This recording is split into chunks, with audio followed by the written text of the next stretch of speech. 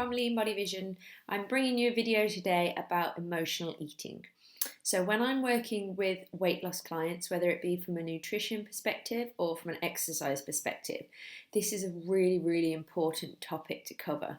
So you can have all the practical things in place in terms of eating really well, in terms of getting regular exercise in. But if there's an issue with emotional eating going on with a client, this always tends to sabotage everything else that's going on. So if you're an emotional eater, you most likely already know that. It might be the reason that you're watching or reading this. But if you're not sure, generally emotional eating comes into play when something either very good or very bad has happened, and your automatic reaction is to comfort yourself in those situations with food or with alcohol. And that will tend to happen if, say, you're at home, you'll find yourself in the kitchen, or if you're not, it might just be that it's the first thought that comes into your head.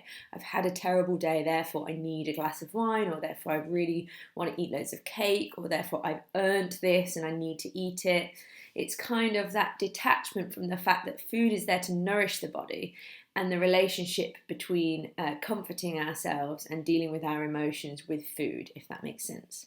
So this is a really massive topic. I can't cover all of it today. And if you think this is a serious issue for you, and this may have caused you to gain weight or is causing you to gain weight at the moment, I cannot recommend highly enough getting some professional help with this. And there's no shame in going to see a therapist, whether it's a nutritional therapist or an emotional therapist.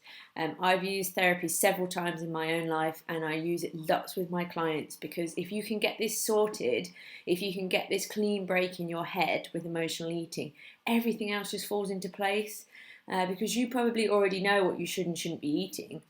It's just that might not be happening, or that might be happening a lot of the time, but then it's sabotaged by these huge binge eating sessions that happen usually around an emotional roller coaster. And that's why, if you can deal with those emotions, it can have such a huge and profound impact on your body.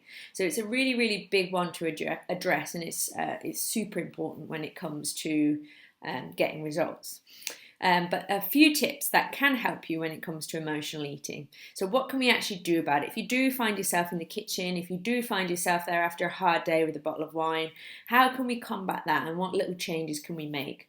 So one of the first things that I advise people to do is, when you find yourself in the kitchen, which you will, and we all do, this happens to me as well, you're standing in the kitchen and the fridge door might be open or the cupboard door might be open, and you're looking in there and you suddenly realise you've just found yourself in the kitchen. You're not necessarily hungry, you didn't go in there because you're preparing your lunch, you've just found yourself in the kitchen.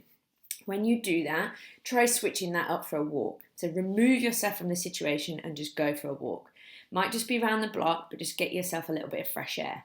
This works for a couple of reasons. Of course, it takes you out of the kitchen and away from the food. It also gets you moving, gets you a little bit of fresh air, and it gives you a little bit of time to clear your head, as well as, of course, giving you some exercise.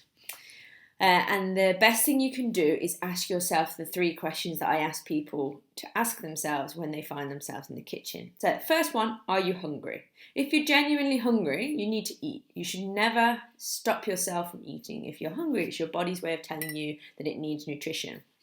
The second thing is, do you really need it? So is it just that you're thinking about food because maybe you're bored, maybe there's been an ad break in your TV program and you find yourself in the kitchen, or is it because your body really wants something? And the third and final thing, and probably the most important to ask yourself, is, will you regret it? If you're going to eat something and you're instantly going to regret it, feel horrible for it, torture yourself for it, then that's when it's the best time to just walk away from that situation. If you're not going to regret it, then that's a really good way to sit and enjoy some food. I love food. I love enjoying my food. I don't deprive myself of any food. And if I want to have a treat, I will have that treat. But it's really important that you really enjoy it. You don't just shove it in your mouth and it's a packet of crisps followed by a chocolate bar, whatever it may be. You sit down and you say, oh, I've really been looking forward to this piece of chocolate. I'm going to sit down and I'm going to really enjoy it. And if you can do that and really enjoy it, you won't regret it later, and it has no emotional negative impact on the body, never mind what the food is. So, if you take yourself out for a walk and you ask yourself those questions, are you hungry? Do you really need the food and will you regret it afterwards? And you can answer them and say, yes, I am hungry, yes, I do need it, and no, I won't regret it. Then you're going to be able to eat that food without that emotional attachment to it, and you're going to really enjoy it, and that's absolutely fine. Another super important thing to remember is to not buy the crap food in the first place. If you have food in your house, you are probably going to eat it. Sounds obvious, but it's a really important change that people can make. So if you find yourself putting things in the trolley, whether it be because you've always bought them, whether it be because you use your children as an excuse to buy that kind of food, whatever the reason is, you don't need that food in the house. And if you remove it, it sometimes can be the step to removing that one of the barriers. And if what happens is you get in the kitchen, in the moments I was talking about, and you ask yourself those questions, are you hungry? Do you really need it? And will you regret it? And you say, no, I really, really want some chocolate, and I know I'm not going to regret it. I've really been looking forward to it. Then you'll probably go down to the shop and you'll get yourself some, and you'll sit and you'll enjoy it, and that'll be fine. Whereas if it's there and you don't ask yourself those questions, you're going to be eating it before you've even thought about it.